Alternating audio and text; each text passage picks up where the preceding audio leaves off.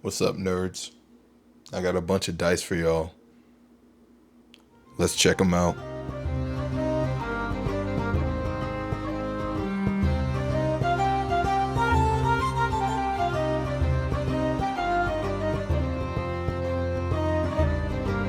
Alright, so little history about me and these dice to start off with. Dungeons and Dragons. I've been playing since for about, oh my gosh, yeah, it's been a decade since I've been playing.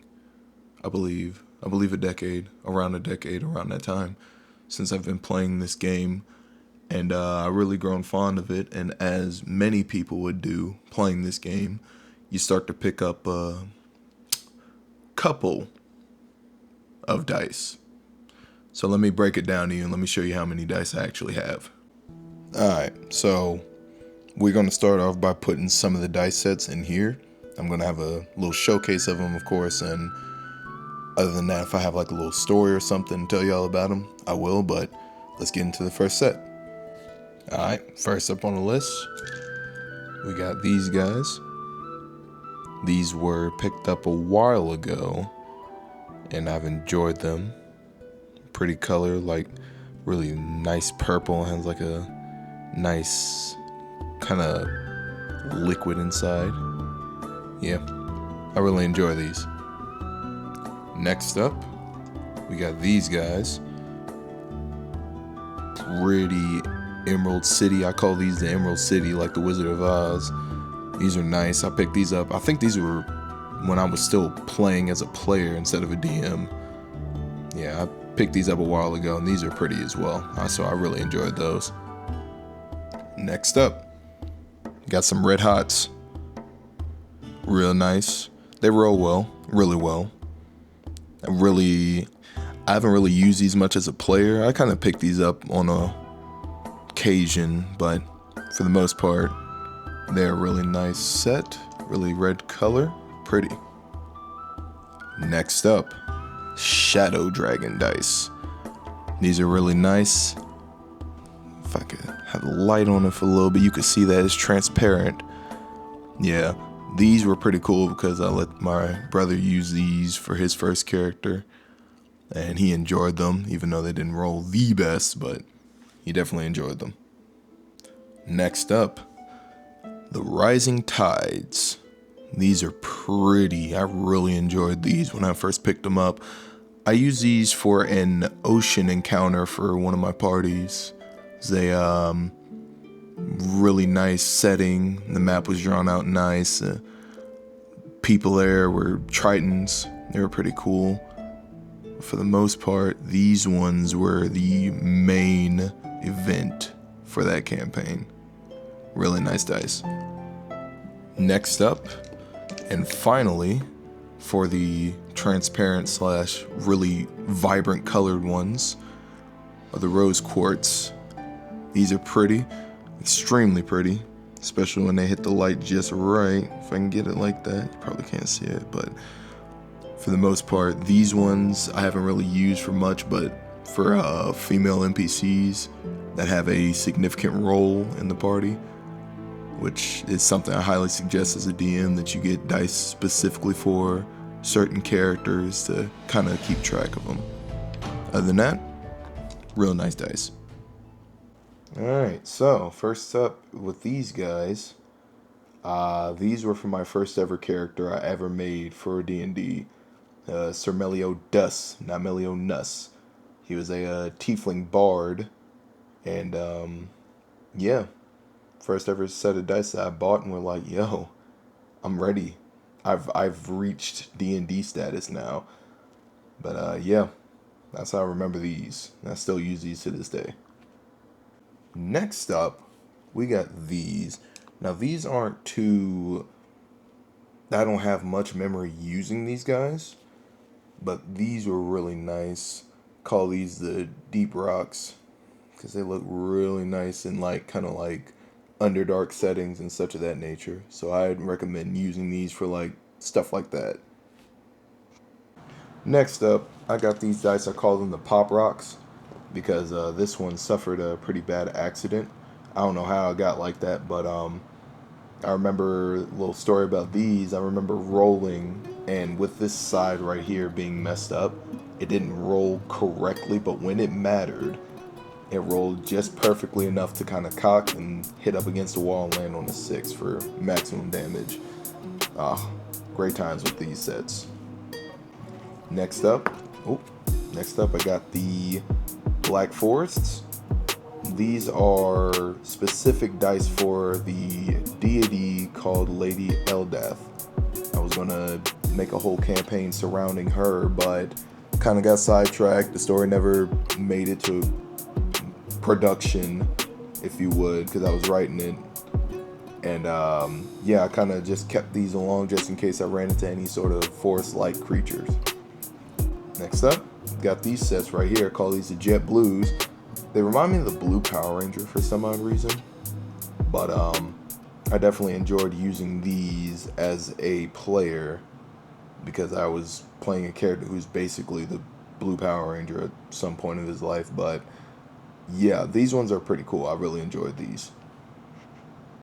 And as we had the Blue Power Rangers before, we have the evil Blue Power Ranger now, because I remember I was going to turn him into a bad guy. I don't remember what the circumstances were for me to do that, but I remember I was going to turn him into a bad guy and kind of use these as the next set, which is the only reason I bought these. But that campaign got dissolved halfway through, and we just kind of, went on about our separate ways. But, just in case, I do have a good guy turned bad who deals with blue. There they are. Next up, we got the Albanese gummy worms. I remember picking these up, and I called them the Albanese gummy worms simply because I was going to get some Albanese gummy worms when I saw these in Barnes & Noble. So after I saw them, thought about it, and was like, you know what? These are pretty. I'll use these for something. Don't have any memories of these using these for anything, but here they are. Next up, we got the marble dice, the marble rivals, if you would.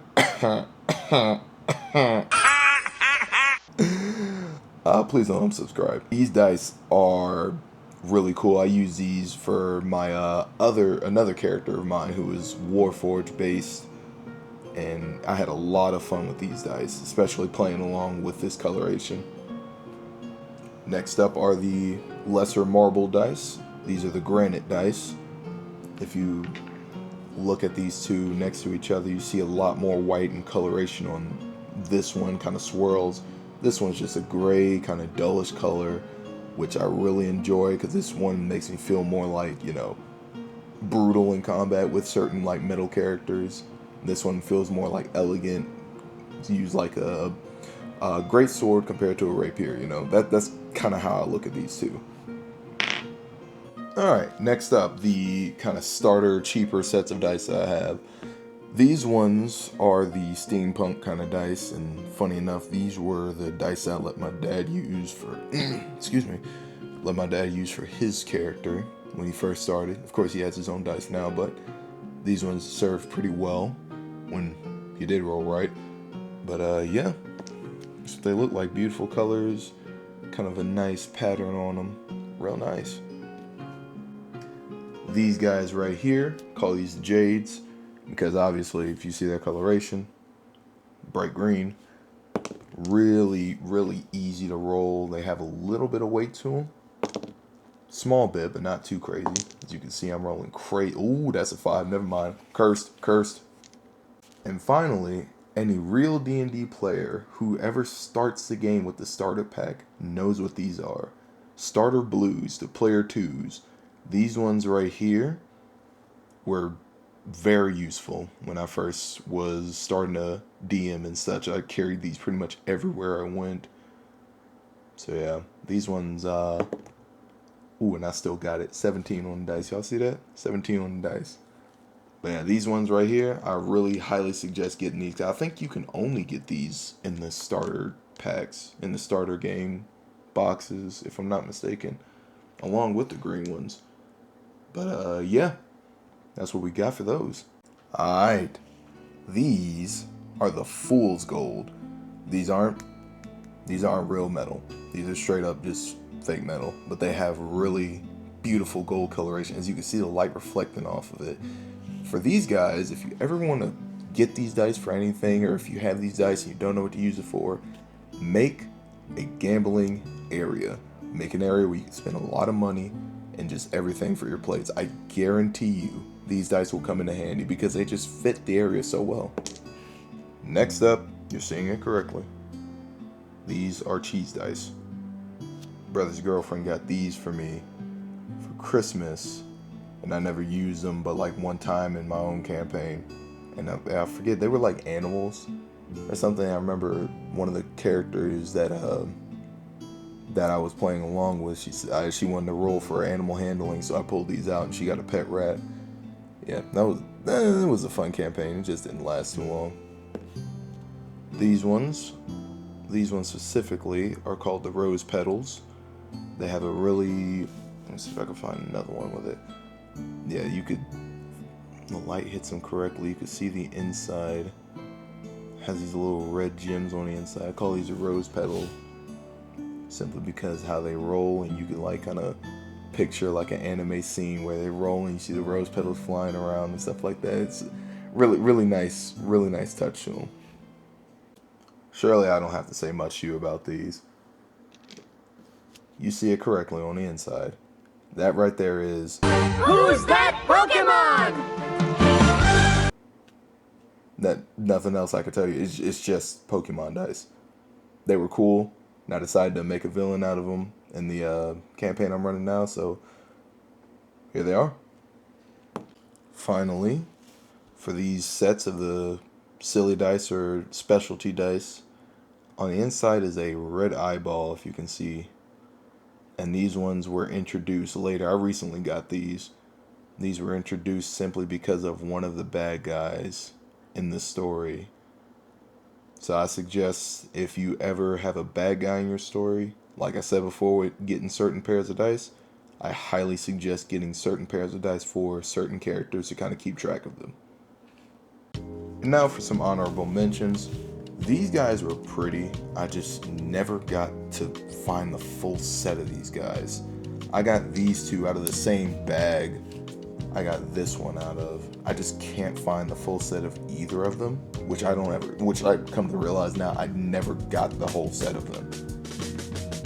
And this one is I call it the bathroom door, because certain doors at like workplaces have these kind of glass doors on them, and this specific dice fits that door. The feeling and all, it feels just like it. It has a real opaque like kind of feel to it. But this one was cool because this one rolled many a times, much like this one. This one rolled me specifically like 8 nat 20s in a row. Well, not in a row, but it rolled me 8 nat 20s in one game, and it was a tense moment. So, you ever find a dice like this? Keep it. It's good. And these are my decision-making dice. Whether character deaths or lives, if you would, story points, these specific dice pretty much tell the story for me. A coworker of mine, when I worked at my last job, she said she did resin and she made these dice for me. And I really appreciate her for doing that because it makes my life as a DM so much easier. If you ever have a set of dice like these, or ever need a set of dice like these to tell your story, I highly suggest getting them because it helps so much in the future. And now, on to the big boys, the metal dice. Alright, these are the Anarchy dice. I got these a while back, and the party that I was running with recently, my family, they went up against the final boss, and he was using these dice for pretty much his personality and everything like that. Really fun to use. They're metal, and they are heavy. This set comes with 4 of these, by the way, and yes, they were rolled quite constantly. These are the Bloody Hollows. I call them the Bloody Hollows because if you can see that, they're hollow on the inside. They are metal. They're sharp. I poked myself with this one when I first bought these. These are recent buys. But, yeah, these dice right here, they haven't encountered these yet, but they will. These are a set of dice that I bought recently, too. These are the Icy Lanterns. I got these for a specific boss and a specific area on one of the worlds that I made. It's a snowy city. It's a really northernmost city, and I decided, you know what? If they're going to be lanterns, I'm going to do something different for them and make it blue, right? So, found these in local store. Really pretty dice. They roll, they're kind of weird to roll, because as you can see, they don't roll like normal dice, but I do suggest them. They are pretty cool if you want something different. And finally, the last set of dice that I own. These are the Shield Guardians. The numbers on them are have a nice font to them. It's real nice flat roll. I rolled these in the store because the guy told me if I rolled a 15 or higher, he'd give me a 10% discount. Needless to say, I did not get that discount, but they are now mine. And these ones I do enjoy. Thank you for joining me on this adventure, showing you my odd hobby, if you would. It's not odd. It's Dungeons and Dragons. A lot of people have been playing this. This game's been out longer than I've been alive. But I really wanted to show y'all this because it was fun. And yeah, that's pretty much it. Fun story before we do wrap up, though. The stories that you can make with Dungeons and Dragons, you don't have to buy a book for a campaign. You can homebrew so much of D&D stuff because there's no, like, for D&D, there's no real, like, set lore unless you buy the books, realistically. Have fun with the game. Make your own stuff. Be a part of the fantasy. That's the point of the whole game. You don't have to follow a set storyline from a book. You can make your own, which is what I've been doing, homebrewing stuff. Let me know if y'all want to see some homebrew stuff that I made beforehand, by the way. I don't mind sharing that. That's pretty fun for me. But yeah. Love you guys. Hope you have a fun time. And I ain't said it in a minute, but I'll see y'all at the top, you heard?